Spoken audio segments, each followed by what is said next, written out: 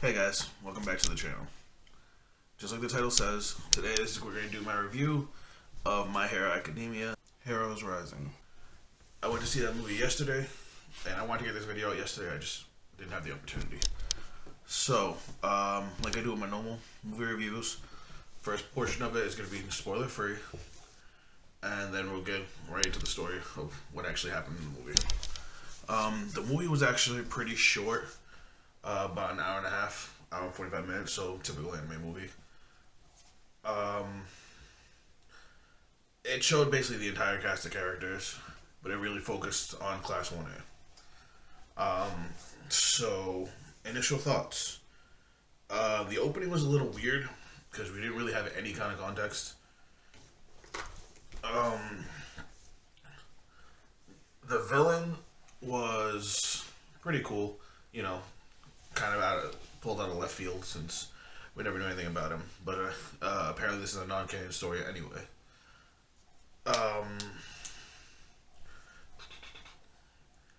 One thing they did with this movie that was a little weird was that with the first My Hero movie, it actually not only was part of the main storyline, they had actually set it up so you knew exactly where it was in the timeline.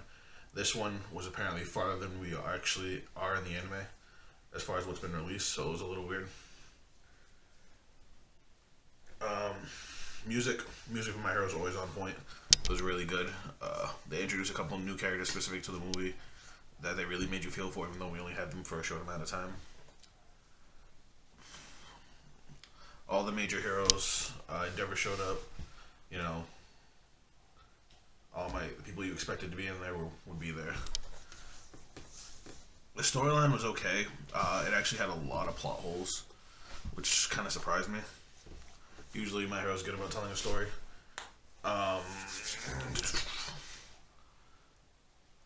Where it took place, and why it was so focused on the students, that was really cool. It really showed how everybody's kind of enhanced. A couple of my friends complain for anybody who's only an anime watcher because they spoil a lot. Because, like I said, it's so much farther in the future than we currently are. Some of the action scenes were, well, all the action scenes were actually pretty great. The last one I had a few problems with because it got so crazy that it just became a giant flash of color. It was really hard to tell what was even going on. Overall, the movie was decent. I'd watch it again just to see little things that I might have missed. One thing again, I'm trying to keep this as spoiler free as I can. One thing that I did like that they did, a problem I had with the last movie is that it did what the entirety of season 1 of My Hero did, where it hyper focused on Deku and All Might. This movie doesn't. Obviously, you can tell from the trailers it ends up being about Deku and Bakugo, but they give every character, their chance to shine. You see a lot of people you wouldn't expect to do anything doing some really, really cool stuff. Like, everybody's quirks have been fine-tuned a lot, and it's really, really cool to see them all shine.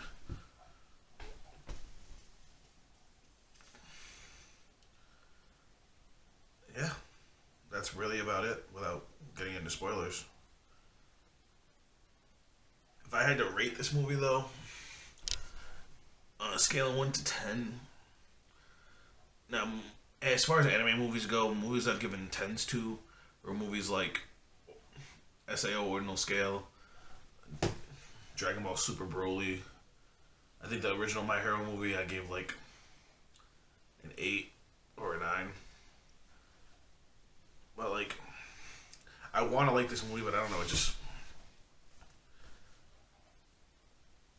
I don't know. Between the plot holes, the sometimes really splashy animation,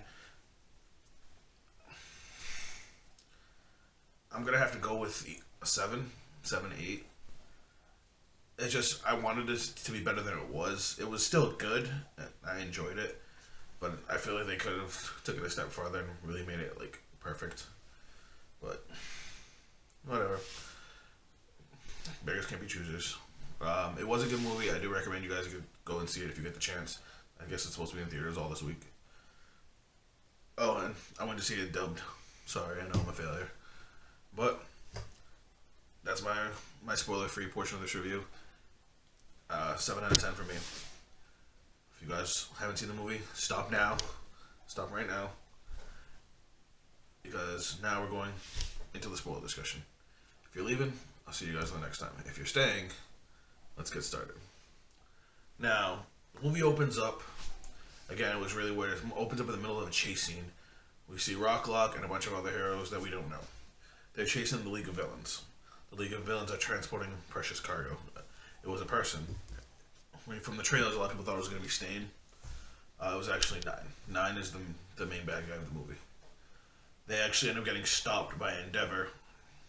And as soon as I saw Endeavor, I knew about where about the timeline was for this movie. Because he's wearing a whole new outfit. He's got a scar on his face from his fight against, the giant Nomu. And he uses Prominence Flare, which is the move he used against the Nomu. He ends up destroying the truck. Turns out the entire League of Villains that were on that truck were all clones made by Twice. The only one that was actually real was Nine. Nine survives the crash. They search the truck. The truck's empty, and Nine is with a crew of 3 other villains. All they're saying is that their plans, they can go through it now. He just needs to get one more quirk, and that's it for our explanation. We don't really get anything of what's going on. So the actual setting for the movie is an island called Namu Island, Nobu Island, something like that. It's an island that's a good serious distance away from the mainland Japan, and it's an island with no heroes on it because all the heroes either got too old and retired or left. But it's a secluded island. Not much crime actually happens there. Everybody kind of knows everybody. But they send the entirety of Class 1A there, and they're basically supposed to be the heroes that are on that island for an X amount of time until they can get actual heroes to basically stay there. And it's cool the way they open it. Everybody's kind of doing odd jobs, saving a cat out of trees. Kaminari is charging a dude's tractor with his electricity. Not Bakugo. Wow. Mineta is saving some girls from a pervert. Ojiro's patrolling. I think it showed Tokoyami as a lifeguard. Oh, I'm sorry. It was Shoji. Tokoyami's flying around because at this point Tokoyami can fly. Because he learns how to fly in one of the later arcs. It shows kind of like a base. It's like almost looks like a dormitory or hotel type thing, which is supposed to be their base of operations. They're all sitting at computers, going through reports, getting calls for requests for heroes, and it shows Momo, Uraraka, Ida. They're all there. The only one not doing anything is Bakugo, because Bakugo just wants to fight. But there's no villains to fight, so he's just hanging out. Midoriya goes because they get a call about a missing kid. A little girl calls saying her brother's missing.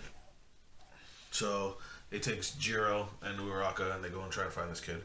They find him. Turns out this little girl was playing them to see how long it would take them to find her brother. I guess her little brother wants to be a hero, but she thinks it's too dangerous, so she's trying to protect him and trying to get him to not like heroes, so he doesn't want to, live that life. And she says that you should be like our dad. Our dad's cool, and their mother passed away. It's just the kids, we find out. And they live with just their dad, but their dad is constantly going away for work. So the people around the town take care of them, which is nice, community. But it cuts to the city, and we actually see them talking to their dad on a video phone. And right after he's done talking to them, his truck gets attacked. He's driving a truck, and it's Nine. And Nine grabs him and takes his quirk. Now, up to this point, we still don't have any explanation of what's going on.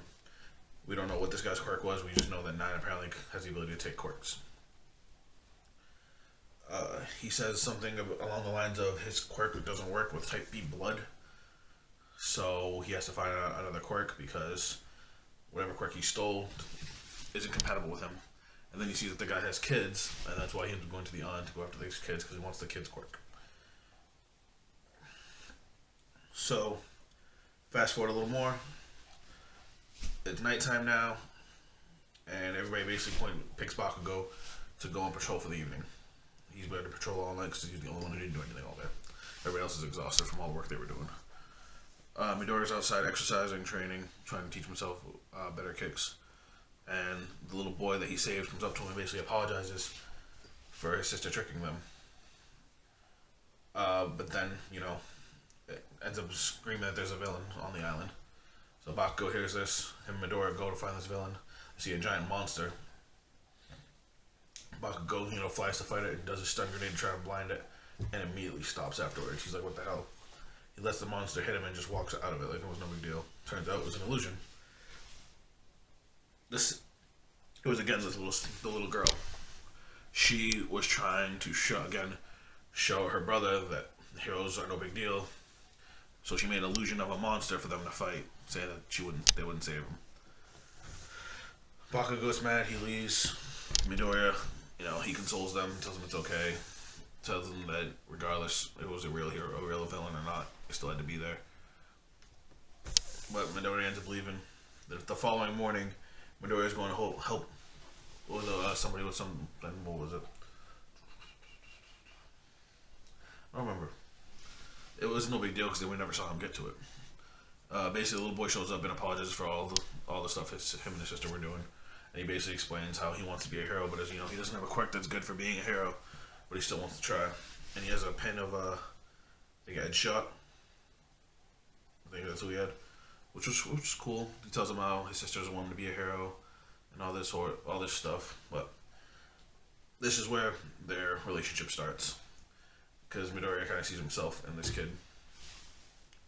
So Midoriya goes off to help.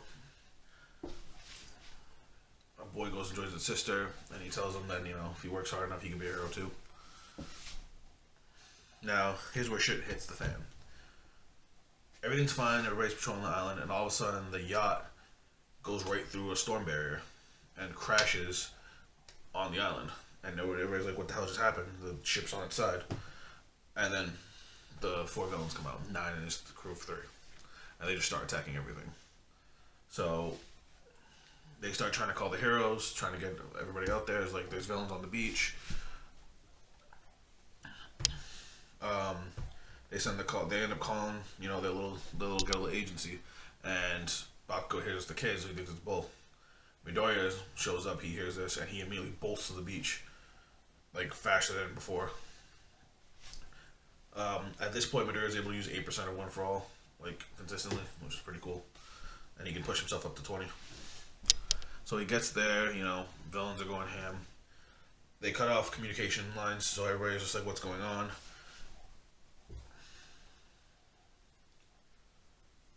Tokoyami.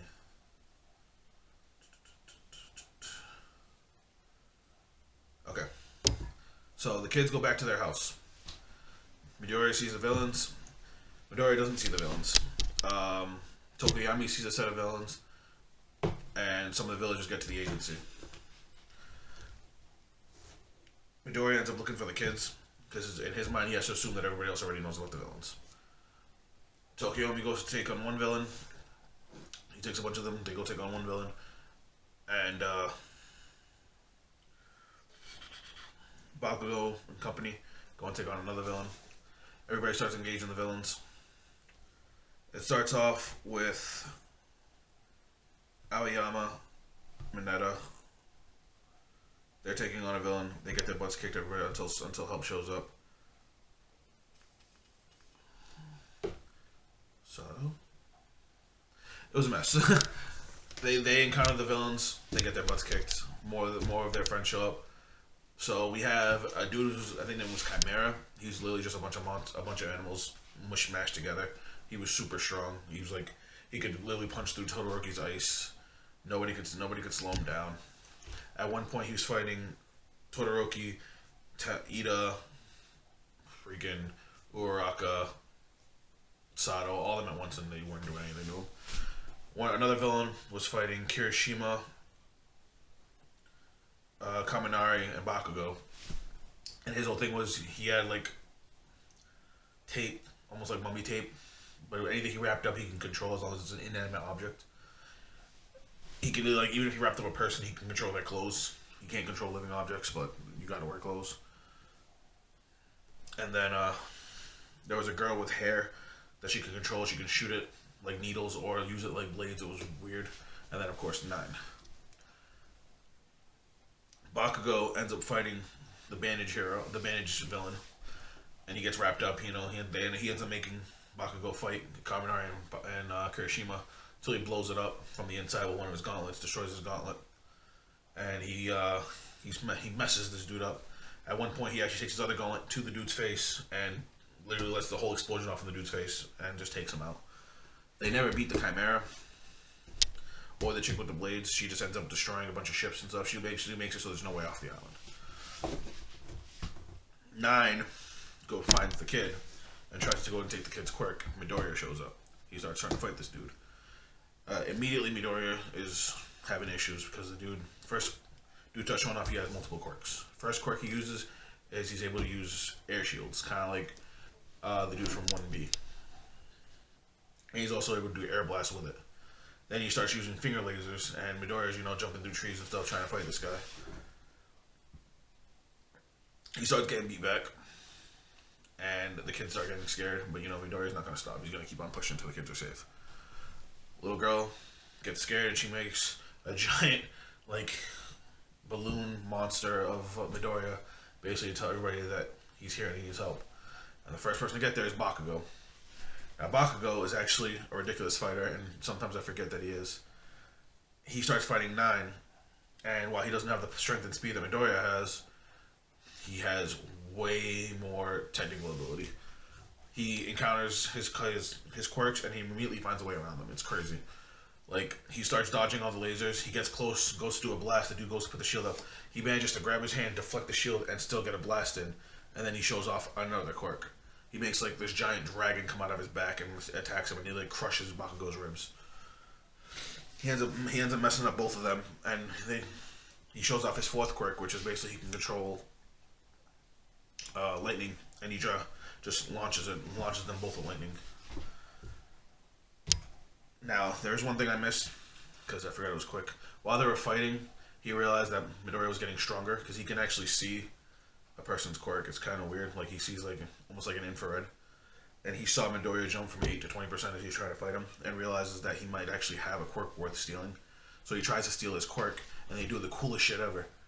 Where, when he tries to he starts sucking up Midoriya's quirk. All he has to do is grab him by the head. And then the former holders of the quirk appear. All 6 of them. Or 7, I'm sorry. Even All Might, wrapped in flames. And the dude just gets shut down, and he's just I don't have enough room to hold all their quirks. And that's the first time they tell us that Midoriya has multiple quirks. Anybody who reads the manga knows this, but anybody who just watched the anime had no idea. Apparently this guy can only absorb a total of 9 quirks. Hence the name 9.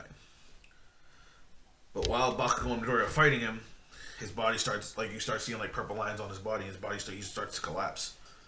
And we was what the fuck happened? Either way, everybody dips. They evacuate all of the civilians. They end up hiding in a big building. 9's unconscious, and his other two lackeys, they take him somewhere to get healed up.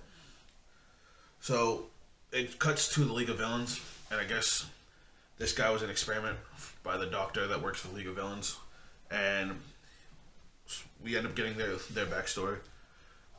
They were all people that were rejected by society because, one guy looks like a monster, one chick's power is way too violent for no reason, and then, the bandage dude. And they all met 9 by chance. 9, his original quirk was to control the weather, and he invited them to join him to make a new society ruled by the strong. Power-hungry dictators type stuff. And he apparently had some kind of disease and thought that by working with the League of Villains and their doctor, and he could find a cure for his disease and actually make, his dream come true. Well, apparently he was compatible with All for One's quirk, to, take and give quirks. So he ended up with the ability to absorb 9 quirks. The reason he wants the kid is because he needs a quirk that can be used. They could call it a cell activation quirk. But their father's quirk only worked on type A blood. So he needs one that can work on his blood type. Hence the son. The daughter's quirk is to make illusions. The son ends up having a cell activation quirk. So while everybody's patching themselves up, Bakugo and Midoriya are all messed up, and they're worried they might not even survive unless they don't get them to a hospital because they got broken bones. They're all messed up. Everybody else is using their quirks to try and make supplies for the civilians and whatnot. People are cooking. Momo's making like batteries and stuff to try and keep everybody going, and then Kaminari's charging equipment so that way they gotta go, they can go. Turns out this little boy knew about his quirk and decides to try and use it to help Bakugo and Midoriya. So the way they describe his cell activation quirk is that he can basically amplify all the cells in your body, increasing cell division so that way you heal faster, mends broken bones, all that horse stuff. It's slower than like Recovery Girl, but it still helps along with the healing process. So he ends up finding all the other UA students and they're talking about what they can do if they get attacked again because they don't think they can beat the villains. And he's like, maybe if we know if what they're after, we can do something about it. And he walks in and he's like, I'm what they're after. And they're like, okay, what do we do now? And he's just like, give me to the villains so that way everybody else is safe. He already said he won't kill me, he just wants my quirk. Well, then Midoriya walks in and, he gives his hero speech and I couldn't help but cry. He basically tells this kid no matter what, they're going to keep on fighting to keep him safe. Because that's what a hero does. Bakugo ends up walking in and he's like, saving everybody and beating all the bad guys. That's what we do, and like you start seeing real camaraderie between Bakugo and Midoriya. One of them wants to save everybody. One of them wants to beat everybody. But together they basically make the perfect hero. So Midoriya ends up making a plan. It was actually pretty cool. They basically take all the civilians and the kids to a giant like stone castle. It was kind of weird. That's kind of how they refer to it. That only has one entry point. The only way to get to it is walking over a patch of sand that connects it to the main island. They get there, and their immediate plan is to separate everybody, which they use Aoyama and Momo to do. Aoyama does the biggest belly button laser blast we've ever seen, and I'm like, I didn't even know he could do that. And then Momo ends up using cannons to help separate the bad guys. Now this is where it got cool. They already figured out that 9 can only use his quirk for so long before his body breaks down. And when they split them, they let 9 come right up the middle. They end up sending the girl down into a cave. This was cool as shit. Where she fights Tokoyami in the cave, in the dark. Inside the cave, it ends up, the ground underneath her collapses and it ends up being Momo and Tokoyami. Momo starts throwing acid at her, and then Tokoyami comes up, puts Dark Shadow on with these metal claws, and he's like, me and Ashido, I got this. Darkness is my domain, and they start going at it. The other guy gets funneled to a waterfall where Sue pulls him underwater, and Todoroki immediately freezes it. Doesn't keep him there, but it was cool to think about. But he ends up fighting Sue, Ida, Kirishima, Todoroki. They all end up going at this dude, and it ends up being a ridiculously cool fight. And then Nine just marching straight up. First people he ends up coming at, ends up fighting Sero and Uraraka. Sero basically takes a bunch of fucking boulders and starts chucking them with his tape. Uraraka starts levitating boulders so he can just grab them and just keeps on throwing them, keeps on dropping them. They drop so many boulders on this dude, I'm surprised he didn't just fucking collapse. But he was just blowing through all of them, blocking them. He just said they couldn't do anything about it. After them, it ended up being Mineta, throwing all his balls, sticking the rocks together, so that way he couldn't move them, which I thought was a cool idea. But he ended up blowing through that too.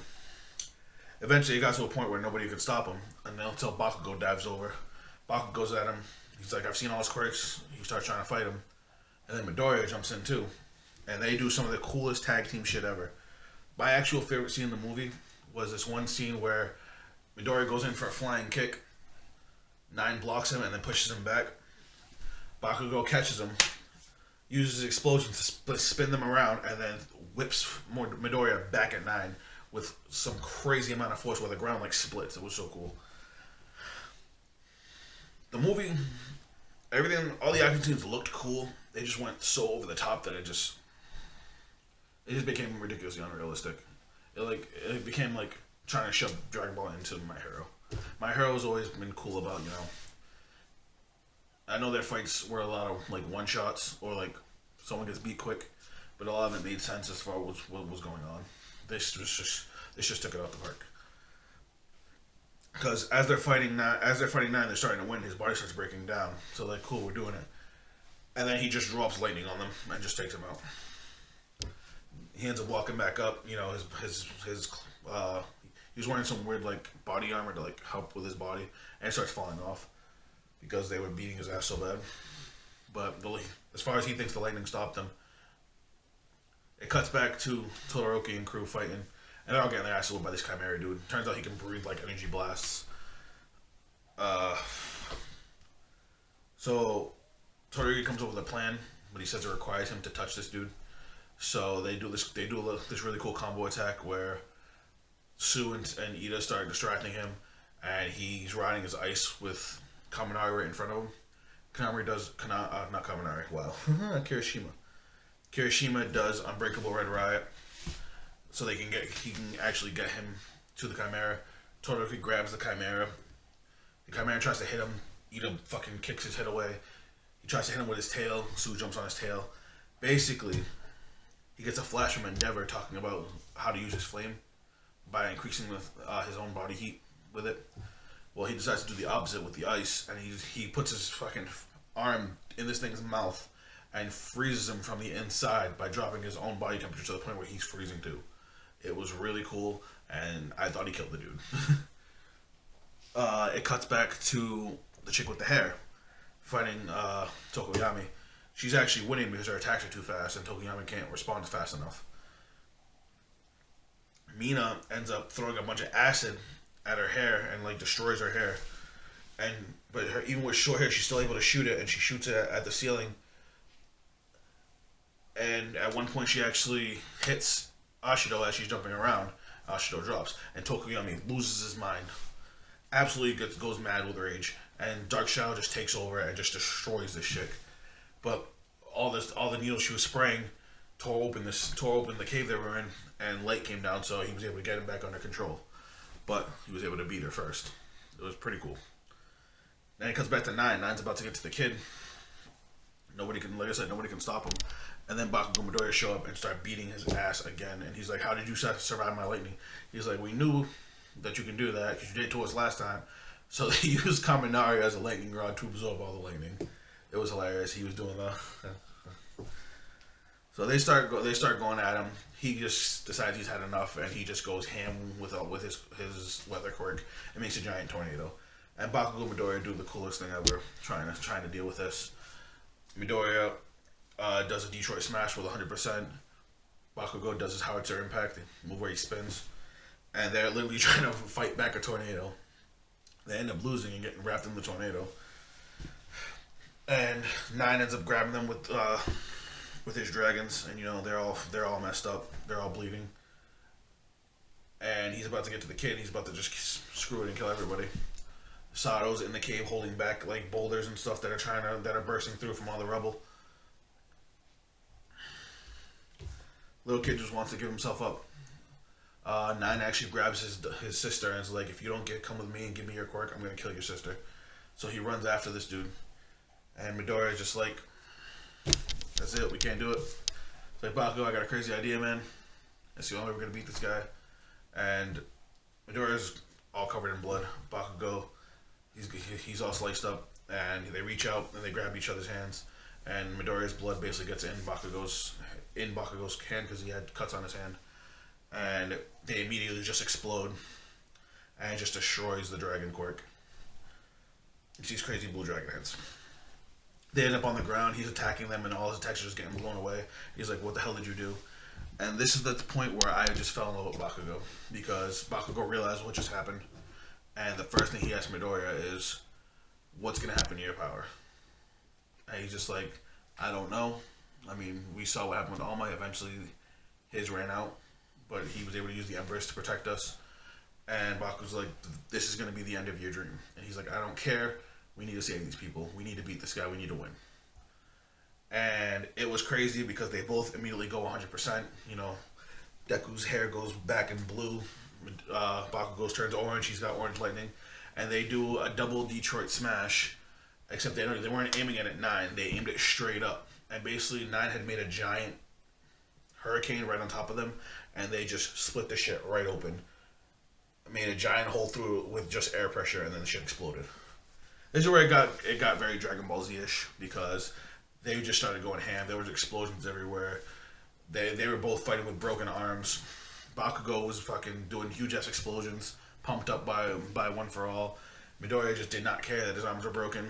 He was doing giant flying kicks that were just blowing out the ground behind him. The last move they did was really, really hard to keep track of because it was just a giant flash of blue and orange.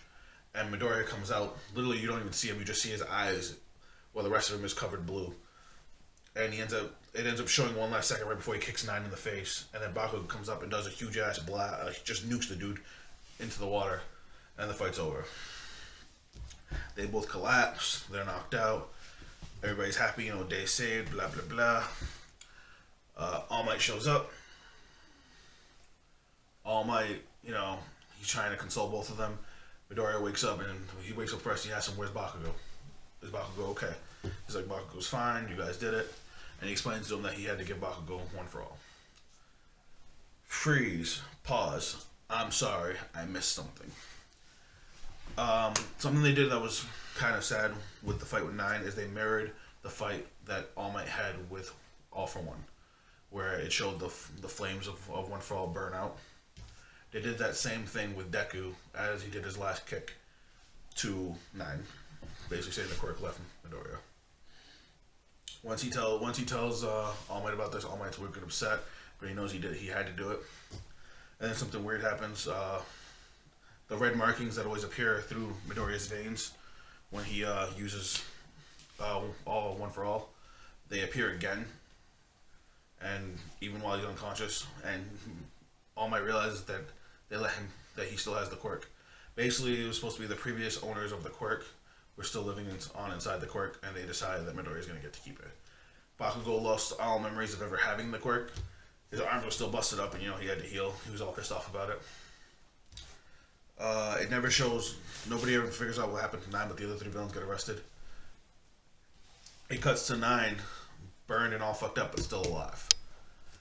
He's on a field, you know, away from the island, and he ends up walking into Shigaraki, and basically Shigaraki says, you did good, but we don't need you anymore, and he fucking grabs the dude by his face and disintegrates his whole body, because, you know, he's Shigaraki. They heal up, you know, they help the island start get back on the mend, and then once they're good, they end up leaving. As they're leaving, you know, little boy shows up, and he says he's gonna work hard, he's gonna be a hero, he's gonna be a hero that can beat all the villains, and you know, it makes Bakugo happy. And then Midoriya says what All Might said to him and says, you two can be a hero. And the kid starts crying, he's all giddy, and that's where the movie ends.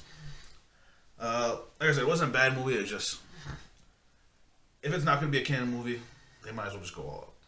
They felt like they were trying to hold back so much that they didn't want to do. I think they could have done more with the villain.